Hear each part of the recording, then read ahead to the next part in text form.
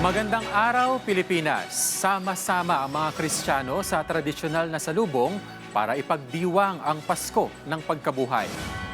Pero binigyang diin ng simbahan na higit sa pagsunod sa tradisyon, ang Pasko ng pagkabuhay ay sumisimbolo ng pagkabuhay na pag-asa at pagbabago. Yan ang sentro balita ni Sheila Natividad. Live, Sheila. Maligayang Pasko ng pagkabuhay. Ngayong linggong ito ay pinagdiriwang natin ang muling pagkabuhay ni Jesucristo at dito nga sa Quiapo Church sa Maynila ay buhay na buhay ang pananampalataya ng mga kababayan nating Katoliko.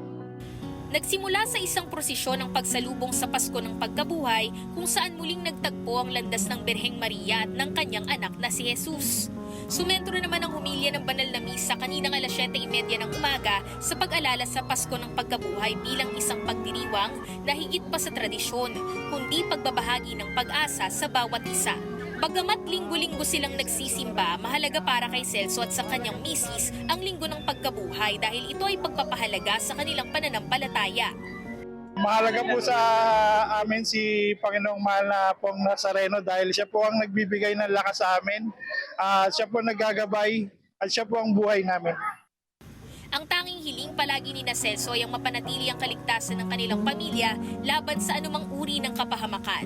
Dito sa Quiapo, bawat oras ay may banal na misa para sa mga debotong nais makapakinig ng salita ng Diyos.